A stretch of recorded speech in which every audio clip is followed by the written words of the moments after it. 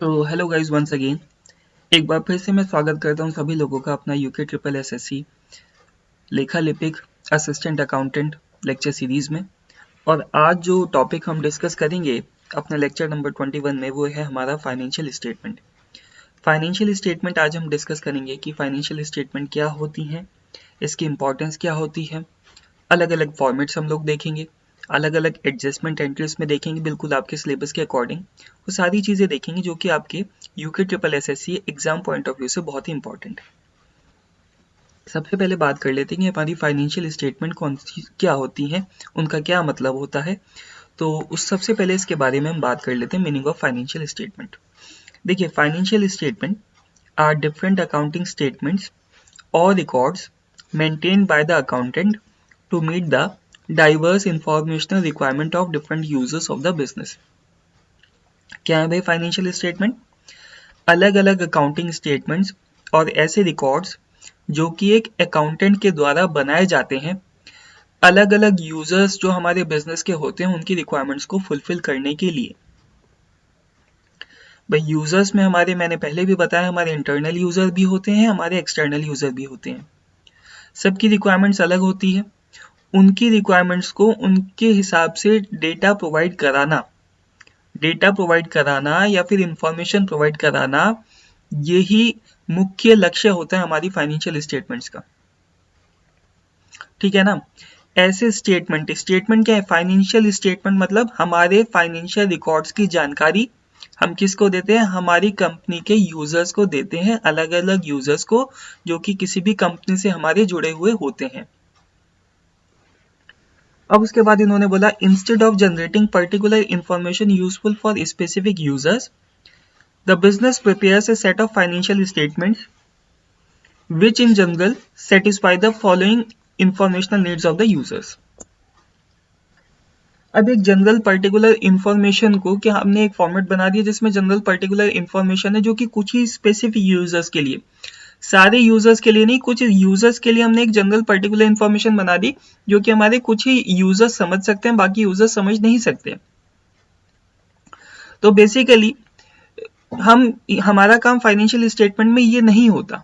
हमारा काम क्या होता है कि हम बेसिकली अपनी सारी इंफॉर्मेशन डेटा को इस तरीके के फॉर्मेट्स में रखें जिसको कोई भी आसानी से एनालाइज कर पाए, इंटरप्रेट कर पाए अपने अकॉर्डिंग, और अपने इन्वेस्टमेंट और फाइनेंसिंग डिसीजन से जुड़े हुए फैसले वो ले पाए कि उसको आने वाले भविष्य में आपकी कंपनी में इन्वेस्ट करना चाहिए या नहीं।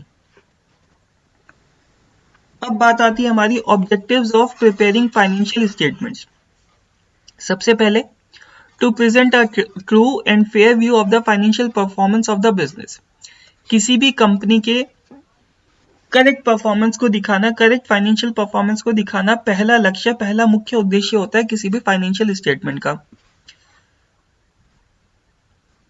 और नेक्स्ट भी यही बोला है इन्होंने, to present a true and fair view of the financial position of the business. यही इन्होंने, ये दोनों रिपीट हो रहे हैं हमारे, ये दोनों ही हमारे रिपीट हो रहे हैं। इसमें इन्होंने ये बोला है कि देखिए लक्ष्य एक ही है, फाइनेंशियल स्टेटमेंट में एक कंपनी की क्लियर कट पिक्चर दिखाना हमारे अलग अलग यूजर्स ऑफ द ऑर्गेनाइजेशन को, यही हमारे ऑब्जेक्टिव्स होते हैं किसी भी फाइनेंशियल स्टेटमेंट के। बात आ गई समझ में? नेक्स्ट, अगर हम बात करें यूजर्स ऑफ इंफॉर्मेशन, हमारे यूजर्स ऑफ इंफॉर्मेशन कौन कौन से होते हैं? हमने दो पार्ट में इनको डिवाइड कर लिया, एक तो इंटरनल यूजर और एक एक्सटर्नल यूजर। इंटरनल यूजर में हमारे कौन से आते हैं? Current owners, manager, employees, managing director, CEO, जो किसी भी कंपनी के अंदर काम करते हैं, एक कंपनी का पार्ट होते हैं, हिस्सा होते हैं। एक्सटर्नल यूजर्स में बात करें तो इसमें कौन कौन से आते हैं? हमारे प्रोस्पेक्टिव ओनर। प्रोस्पेक्टिव ओनर कोई ऐसा बंदा जिसने अभी तक शेयर नहीं खरीदे किसी कंपनी के और वो किसी भी कंपनी के शेयर्स खरीदने का इच्छुक है और उस कंपनी का ओनर बनना चाहता है, तो वो एक्सटर्नल यूजर्स अभी नहीं है, अभी कंपनी का हिस्सा नहीं है, लेकिन शेयर्स खरीद के कंपनी का हिस्सा बनना चाहता है, वो हमारा क्या हो जाएगा? Prospective owner. Bank, customers, prospective owners etcetera, यही चीजें सारी रिपीट हो रही हैं। तो एक्सटर्नल यूजर्स में हमारे कस्टमर भी हो सकते हैं, बैंक भी हो सकती हैं, गवर्नमेंट रेगुलेशन, गवर्नमेंट बॉडीज भी हो सकती हैं। ठीक है, तो ये सारे के सारे हमारे एक्सटर्नल यूजर्स होते हैं। अब बात करते हैं हमारे capital expenditure and deferred revenue expenditure के बारे में। देखो भाई, कैपिटल एक्सपेंडिचर क्या होता है? ऐसे खर्चे जब आप किन्हीं ऐसी चीजों पे पैसा खर्च करते हो जिसका बेनिफिट आपको आने वाले कई वर्षों तक मिलता है, तो उसको बोलते हैं आप क्या? Capital expenditure. और दूसरी तरफ रेवेन्यू एक्सपेंडिचर क्या होता है? रेवेन्यू एक्सपेंडिचर होता है रोजाना के डे टू डे एक्सपेंसेस, जो रूटीन एक्सपेंसेस होते हैं उन पे जो पैसा खर्च किया जाता है वो हमारे होते हैं रेवेन्यू एक्सपेंसेस। जैसे यहां पर इन्होंने एग्जांपल ले दिया, an example can be payment to acquire furniture for use in the business. अब आपने फर्नीचर खरीदा जो साल साल आपके बिजनेस में इस्तेमाल होगा। आपने फर्नीचर को उसको फर्दर बेचने के लिए नहीं खरीदा, बिजनेस में इस्तेमाल करने के लिए खरीदा, तो हो गया आपका कैपिटल एक्सपेंडिचर। ठीक है, तो इसके अलावा फिक्स्ड एसेट्स को खरीदने के लिए, कोई भी मशीनरी को खरीदने के लिए, लैंड को खरीदने के लिए जो भी पैसा खर्चा किया जाता है वो आता है हमारा कैपिटल एक्सपेंडिचर में। और रेवेन्यू एक्सपेंडिचर ऐसा पैसा जो आपके basically routine expenses, day to day expenses में डे टू डे खर्चों को करने के लिए किया जाता है। Deferred revenue expenditure. अब देखिए डेफर्ड रेवेन्यू एक्सपेंडिचर, सबसे पहले तो बात समझ लीजिए कि ऐसे खर्चे जिनका बेनिफिट जो है एक साल से ज्यादा, एक साल के बराबर या उससे ज्यादा मिलता है। ठीक है, वैसे तो रेवेन्यू एक्सपेंडिचर कैसा खर्चा है जिसका बेनिफिट हमें एक साल के अंदर अंदर मिलता है, ये भी कुछ उसी प्रकार के होते हैं। लेकिन यहां पर एक चीज क्या है, यहां पर क्या है कि अगर किसी रेवेन्यू एक्सपेंडिचर का बेनिफिट, आप कोई ऐसा खर्चा कर रहे हो जिसका बेनिफिट आपको आने वाले कई वर्षों तक मिलेगा, तो वो हमारा डेफर्ड रेवेन्यू एक्सपेंडिचर में आता है। जैसे कि आपने एडवर्टाइजिंग पे पैसा खर्चा किया, वो बिजनेस फर्म को कई सालों तक, आने वाले एक साल से ज्यादा कई आने वाले वर्षों तक फायदा पहुंचाता है। जैसे कि मैं कहता हूं, आपने टीवी पे ऐड देखा एयरटेल का। अब एयरटेल का ऐड देखा तो लोग उस ऐड की वजह से, एडवर्टीजमेंट पे जो पैसा आपने खर्चा किया ना, वो आने वाले कई वर्षों तक एयरटेल की ब्रांड इमेज को आपके माइंड में बिठा दिया। ब्रांड इमेज, एयरटेल का नाम आपको पता है ना, आपकी जबान पे, मेरी जबान पे वो नाम है। तो जो मैंने एडवर्टीजमेंट पे पैसा खर्चा किया वो मेरा बेसिकली किस में आएगा? मेरा डेफर्ड रेवेन्यू एक्सपेंडिचर में आएगा। अब बात करते हैं trading and profit and loss account. ठीक है, सबसे पहले तो trading and profit and loss account में मैं बात कर लेता हूं। Trading and profit and loss account, trading account में आते हैं सारे के सारे हमारे डायरेक्ट एक्सपेंसेस, बिजनेस के डायरेक्ट एक्सपेंसेस सारे के सारे हमारे आते हैं ट्रेडिंग अकाउंट में। और प्रॉफिट एंड लॉस अकाउंट में हमारे आते हैं बेसिकली एक तरीके से इनडायरेक्ट एक्सपेंसेस। देखिए इसमें हमारे, it is a summary of revenues and expenses of the business and calculate the net figure termed as profit और लॉस। ये एक तरीके की समरी होती है, इनकम कितनी हुई और खर्चा कितना हुआ उसकी। प्रॉफिट क्या है? Profit basically is equal to revenue minus expenses. अगर हमारा रेवेन्यू हमारे एक्सपेंसेस से ज्यादा है, कमाई ज्यादा है खर्चों से, तो वो चीज क्या होती है? हमारी प्रॉफिट। और लॉस कब होगा? जब हमारे खर्चे हमारी कमाई से ज्यादा है। डेबिट साइड जो होती है trading and profit and loss account की, वो क्या दर्शाती है? एक्सपेंसेस और लॉसेस। और क्रेडिट साइड जो होती है रिप्रेजेंट करती है रेवेन्यूज और इनकम्स को। बात आ गई समझ में? नेक्स्ट, अब हमारे trading and profit and loss account में क्या क्या आइटम आते हैं? Items on the debit side, opening stock, purchases, उसमें से जो भी परचेज रिटर्न है वो माइनस कर दो, wages, carriage inward, freight inward, fuel, water, power, gas, packaging material, packing charges, salaries paid, rent paid. इनमें से ये opening stock, purchases less returns, wages, ये सारे के सारे जो खर्चे हैं ये किस तरीके के हैं? ये डायरेक्ट नेचर के खर्चे हैं। ठीक है ना, डायरेक्ट नेचर के खर्चे हैं ये चारों के चारों डायरेक्ट नेचर के खर्चे हैं। बाकी fuel, packaging, salaries, rent paid, ये सारे के सारे इनडायरेक्ट के खर्चे हैं। ये चार जो एक्सपेंसेस हैं, ये जो चार एक्सपेंसेस हैं, ये तो आएंगे हमारे ट्रेडिंग अकाउंट में। और बाकी जो नीचे वाले खर्चे हैं, fuel, packaging material, packaging charges, salaries, rent paid, ये आएंगे हमारे profit and loss account. Profit and loss account, बात आ गई समझ में? Interest paid, commission paid, repairs, miscellaneous expenses, सारे P&L में। Items on credit side, sale में से सेल रिटर्न माइनस कर दो, अदर इनकम्स, ये सारी के सारे हमारी किस में आती है, क्रेडिट साइड में आती है। देखिए यहाँ पे format of trading and profit and loss account, यहाँ पर इन्होंने opening stock, purchases, wages, carriage inward, freight inward, ये सारा है। सेल्स के अलावा यहाँ पे क्लोजिंग स्टॉक भी आता है हमारा, sales less closing stock, closing stock भी आता है भैया हमारा, क्लोजिंग स्टॉक भी यहाँ पर आता है हमारा, ठीक है ना। इसके अलावा यहाँ पे हमारे P&L में देखिए rented taxes, salaries, repairs and renewals, bad debts, ये सारे के सारे आते हैं। अच्छा, जो हमारा जो भी ट्रेडिंग अकाउंट से हमें जो भी फिगर मिलती है वो होती है हमारी ग्रॉस प्रॉफिट या फिर ग्रॉस लॉस, जो भी डिफरेंस आता है। और इसमें जो P&L अकाउंट में हमें मिलता है वो क्या मिलता है हमें, नेट प्रॉफिट या फिर नेट लॉस, ठीक है। नेक्स्ट, अब यहाँ पे बात करते हैं concept of gross profit and net profit. Gross profit जैसा मैंने बताया वो ट्रेडिंग अकाउंट का हिस्सा होता है। अगर सेल्स में से हम परचेजेस और अपने सारे डायरेक्ट एक्सपेंसेस को माइनस कर दें तो हमारा क्या निकल जाता है, ग्रॉस प्रॉफिट निकल जाता है। नेट प्रॉफिट, ग्रॉस प्रॉफिट में बाकी दूसरी इनकम जोड़ दें, अदर इनकम्स, और उनमें से सारे के सारे इनडायरेक्ट एक्सपेंसेस को माइनस कर दें तो हमारा नेट प्रॉफिट निकल जाता है। कॉस्ट ऑफ गुड्स सोल्ड का फॉर्मूला क्या होता है, opening stock plus purchases plus direct expenses minus closing stock, तो इसमें से कॉस्ट ऑफ गुड्स सोल्ड इस तरीके से निकल जाता है। अब बात करते हैं ऑपरेटिंग प्रॉफिट की, EBIT जिसे हम बोलते हैं। It is the profit earn through the normal operations and activities of the business, day to day operation से, नॉर्मल ऑपरेशन जो आप करते हो और एक्टिविटीज ऑफ द बिजनेस जिससे आपको प्रॉफिट होता है। It is the excess of operating revenue over operating expenses, day to day basis पर कोई ऑर्डर आया, आप उसको ऑर्डर को बनाकर दे रहे हो, ठीक है, प्रोडक्शन कर रहे हो, तो अगर वो ऑपरेटिंग रेवेन्यू हमारा ज्यादा है ऑपरेटिंग खर्चों से, डे टू डे खर्चों से, तो वो क्या होता है हमारा ऑपरेटिंग प्रॉफिट हमारा कहलाता है। While calculating operating profit, the incomes and expenses of purely financial nature are not taken into account. पूरी तरीके से जो फाइनेंशियल नेचर के जो हमारे एक्सपेंसेस होते हैं उनको ध्यान नहीं कंसीडर किया जाता, ये बात याद रखें। कहने का मतलब क्या है, जैसे कि abnormal items like loss by fire, आग लग गई, या दूसरा किसी तरीके से नुकसान हो गया, आग लग गई, या फिर कोई ऐसा मतलब जो कि आपने उम्मीद नहीं की थी, ऐसी कोई दुर्घटना बिजनेस में हो गई, उसकी वजह से कोई लॉस होता है तो उसको हम कंसीडर नहीं करते अपने ऑपरेटिंग प्रॉफिट और लॉस को कैलकुलेट करते समय। ऑपरेटिंग प्रॉफिट बराबर होता है हमारा नेट प्रॉफिट, इसमें नॉन ऑपरेटिंग एक्सपेंसेस को जोड़ दीजिए और माइनस नॉन ऑपरेटिंग इनकम्स को माइनस कर दीजिए। Net profit plus non operating expenses minus non operating incomes, तो हमारा ऑपरेटिंग प्रॉफिट निकल जाएगा, ठीक है ना।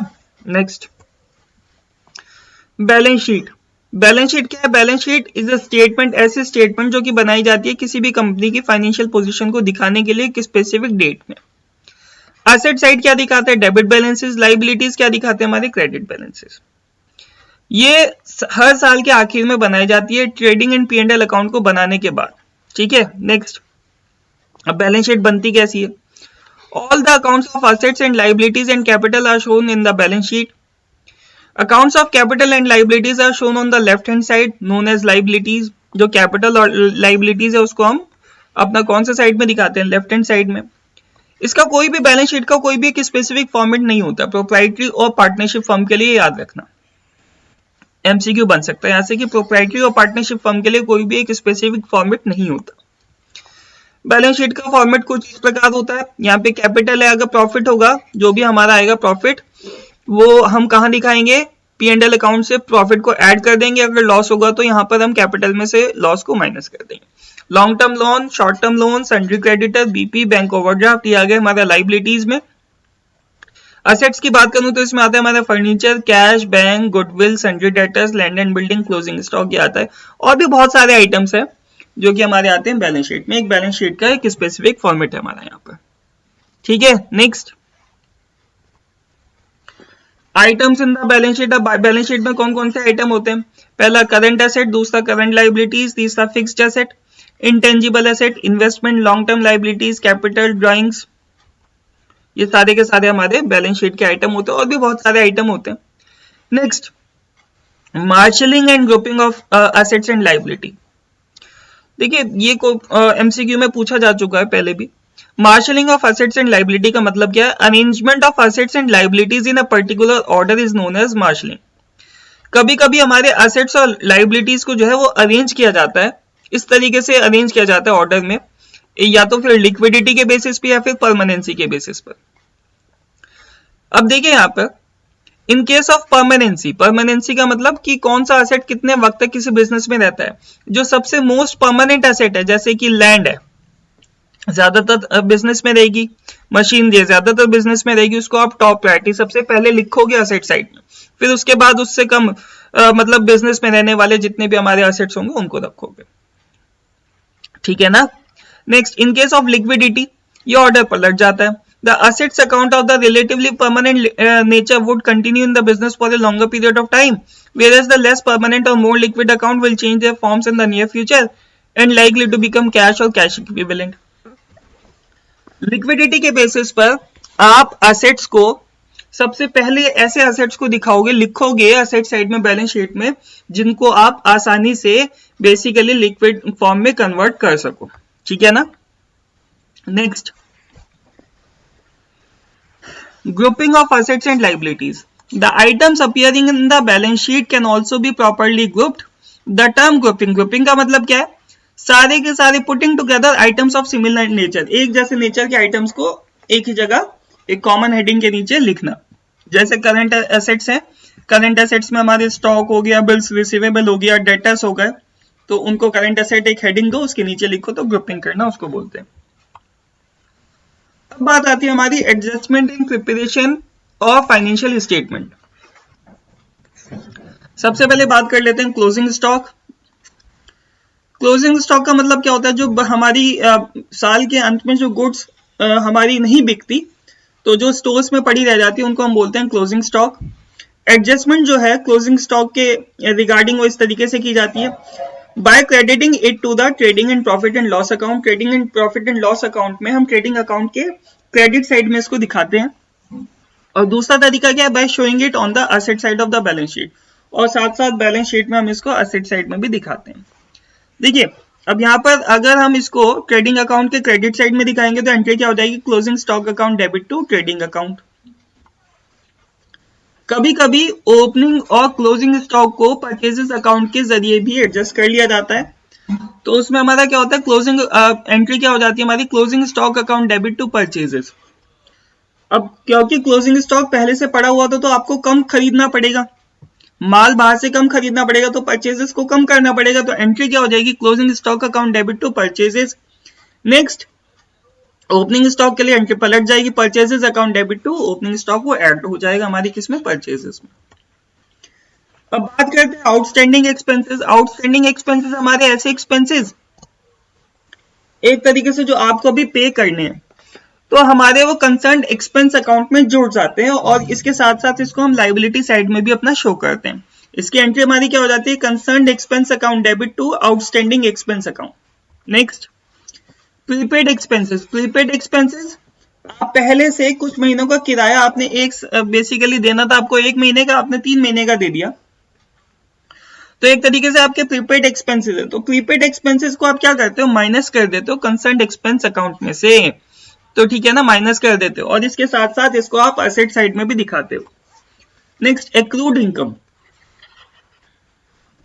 एक्रूड इनकम ऐसी इनकम होती है जो आप कमा तो चुके हो लेकिन अभी तक आपके हाथ में आई नहीं, तो ये बेसिकली इसको आप क्या करते हो?